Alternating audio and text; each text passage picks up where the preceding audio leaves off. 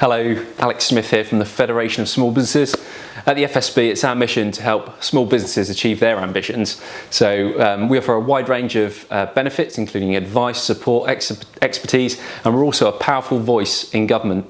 So the COVID-19 outbreak, that's going to affect businesses hugely. So I'm going to talk to you a little bit about business continuity planning this morning. So what is it? Do you need one, and how do you need it, and how do you write it? So a business continuity plan helps your company survive and continue running after a major disruption like this COVID disease, or like a flood or fire. It highlights step-by-step process for what should be done to prevent risks that can lead to your business having to close down. By creating a business continuity plan, or a BCP, is by no means a simple task. From determining your business processes to essential resources and contingency planning, there's a lot to think about. This video guide will help you by explaining some main points in a business continuity plan. Firstly, determine the risks, processes and impacts. When creating a business continuity plan, a good place to start is by assessing the key functions of your business. So risks that could affect them and the impact that this could have on your business. So number two, key business processes. These are the areas of your company that if it needs to function, so this can differ from each company to company. For instance, if you're a production company, so you're manufacturing products, production is a huge impact. If you're a web designer like me, IT is a huge impact that you need to consider. Other key areas in your business might be the accounting, HR, marketing and sales. Number three, understand company threats. So this is concerned with assessing the main risks that could disrupt your company.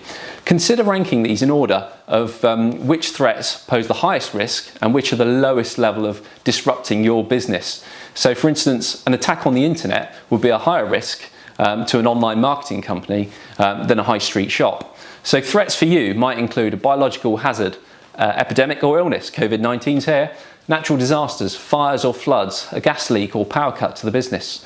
Maybe it's a malicious internet attack closing your website down. Determining the impact. So this involves looking at the impact and these threats that they could have on your key business processes. This is also known as a business impact analysis, or a BIA. So the BIA predicts the potential consequences your business processes of being disrupted. It should also determine your potential business loss from these processes being down for a day, a week, a month, or even longer. So some of these impacts for your business might include a loss of sales and income, increased expenses, a decrease in customer satisfaction and loyalty, decreased service delivery and poor product quality, and regulatory fines because you're not paying them. So determine your key resources. Once you've determined the areas of business and functions, the threats and impact, you should list down key resources your company relies on. This includes key staff, external contacts, equipment and documents.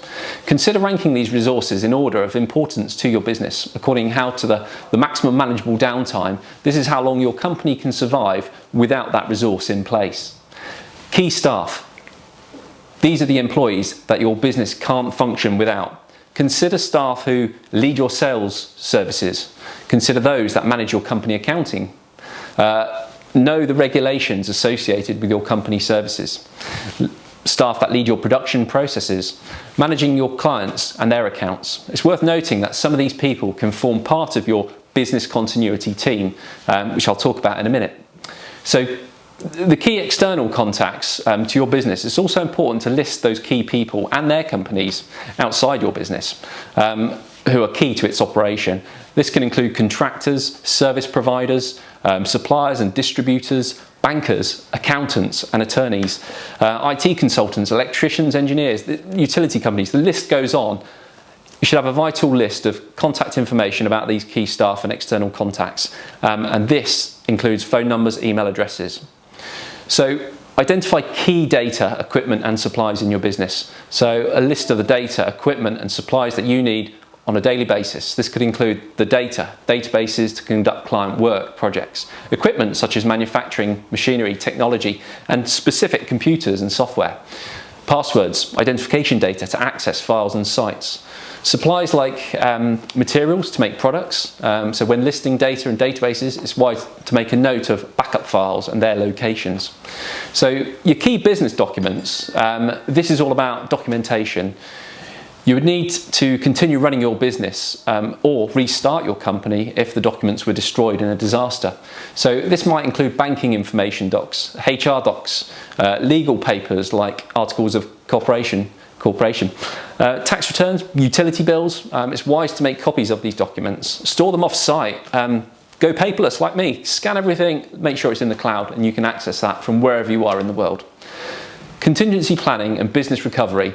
So once you've listed your essential resources, it's important to determine your contingency plan to help your business continue running and recover in the event of a disaster. So the key to this is the equipment you'll need and the location you'll work from. So contingency equipment, when thinking about the equipment, it's important to identify alternative equipment that you could use and the services that you could access it. So if your current company equipment was destroyed, this might include renting delivery vehicles, copying or printing, renting computers or laptops. You should also think about who in your staff will be responsible for managing these relationships with the service providers and making any key decisions. So your contingency location, this is where you're going to operate the business when your offices are unavailable. There's different places to consider depending on what your business does. So this could be a hotel, a conference centre, a vacant shop. It might even be a storage rental facility.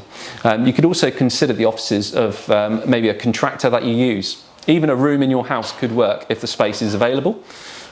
When considering that location, you need to think about making sure the buildings are equipped with business facilities, spacious to store your products, have good internet access is vital. So in your business continuity plan, it's a great idea to include a map of the new location with all the contact information that you need and how to access it. You should also list those people who would work from a home office. This can be useful, for instance, if your contingency location cannot accommodate all your staff.